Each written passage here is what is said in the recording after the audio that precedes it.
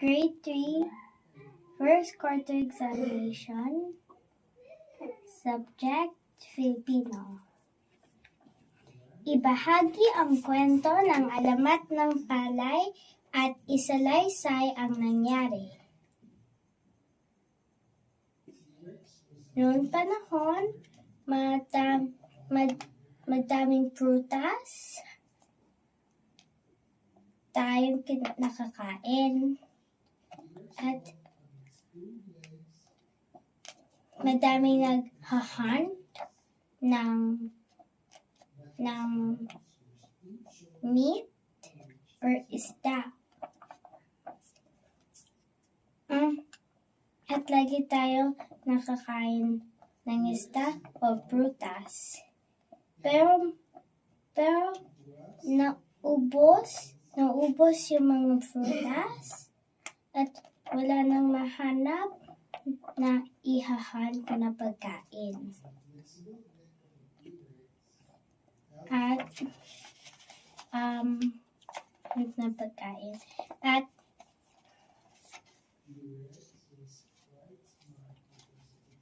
nung naghahunt yung mga lalaki sa forest, may nakita sila mga magandang babae. May dala silang pagkain. Tinanong ng isa ng mga babae kung gusto nila sumabay sa kanila, pumunta sa cave nila. At sumama yung mga lalaki sa mga magagandang babae sa cave nila. Doon, madaming pagkain. Tapos, masayaw sila. Sa gitna ng mesa, may nakita din ng mga lalaki na puting pagkain.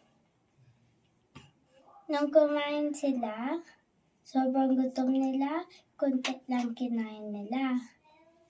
Yung isa ng lalaki, tinanong na yung babae. Sabi niya, ano tong puting pagkain, bakit masarap? Sabi ng babae, yun daw ay palay. Binigyan niya yung lalaki ng seeds, pang palay o kanin. At yun daw ang itatanim nila. Sila daw ay mga fairies galing sa enchanted fairyland, something. Umuwi yung mga lalaki at tinanim nila yung palay. Ngunit nun, hindi na nagkukutom mga tao natin. Isalaysay ang kwento ng Ibong Adarna. Sa iyong palagay, anong aral ang matututunan dito? May 3 magkapatid na lalaki, si Don Pedro, Don Diego at si Don Juan. Si Don Pedro ang panganay. Si Don Diego ang pangalawa.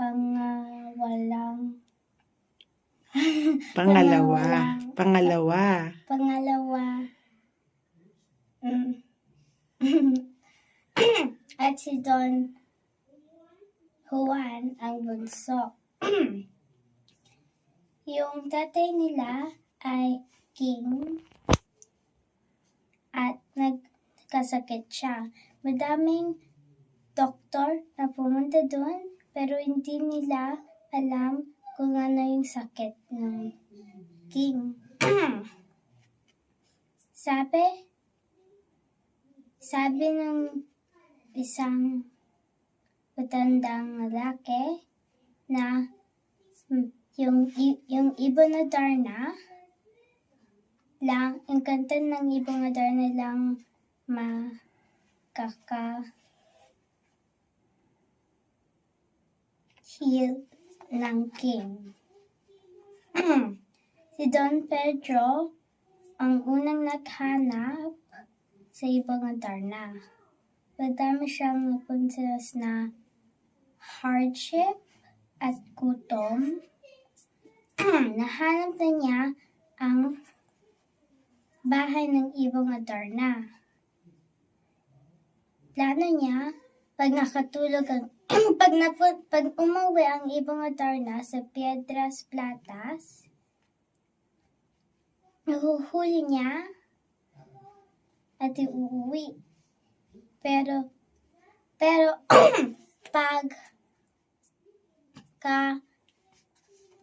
pag-uwi ng ibang Darna sa Piedras Platas, yung 7 kulay, nag-iba-iba yung 7 kulay ng feathers niya, at kumanta siya ng magandang kanta, nakatulog si Don Pedro. Tapos, umipot yung ibang Darna at yung ipot napunta kay Don Pedro. Naging bato siya.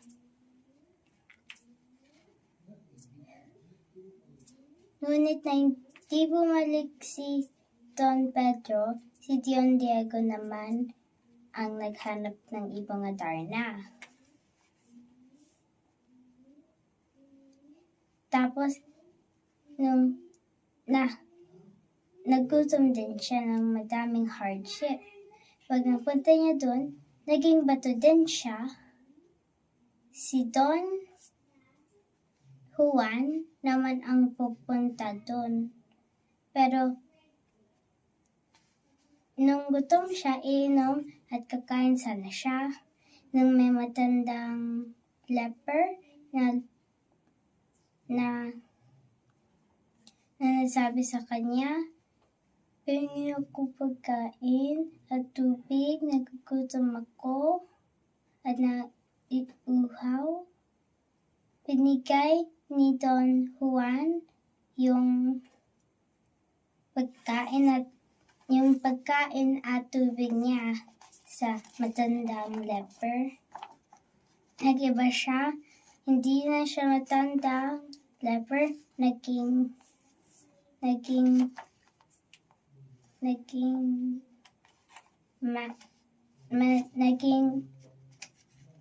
malinis at mabait na lalaki. Sabi niya kay Don Juan at ang gagawin para mahuli yung ibon na Darna. Binigay niya kay Don Juan ang isang bote ng holy water, isang kalamansi at isang razor or parang knife. Nakapunta si Don Juan sa Piedras Platas. Nung naaantok siya,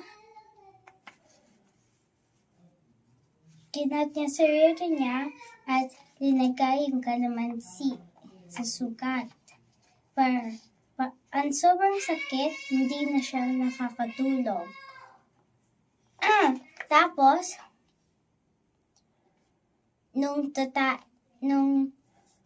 tumai yung ibang Darna, umalis siya para hindi siya maiputan.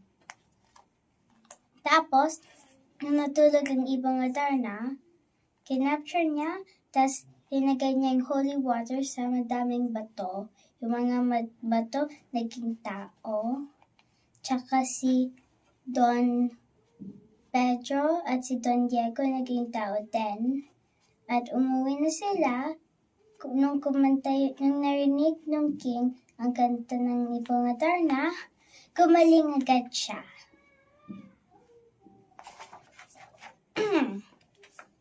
Sino ang iyong paboritong tauhan at bakit? Ang paborito kong tauhan ay si Don Juan kasi tinulungan niya yung gutom na leper.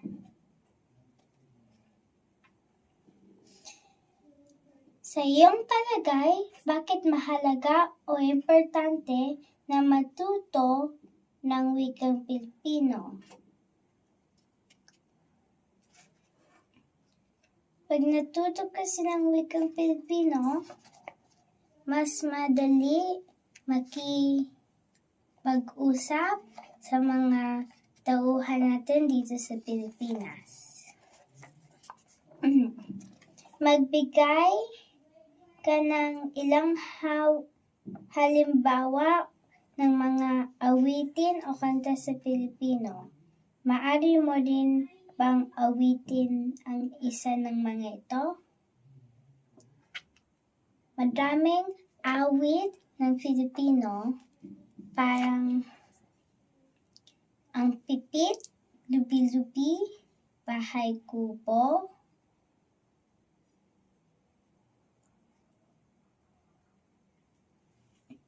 at madami pa. Ang aawitin ko na awit ay lubi-lubi. Enero, Pebrero, Marzo, Abril, Mayo, Junio, Julio, Agosto, Septiembre, Octubre, Nobyembre, Disyembre, lubi-lubi. Halina at pag-aralan, ngalan ng 12 buwan. Ulitin natin bigasin, sabay-sabay natin awitin. Thank you for watching. Subscribe for more.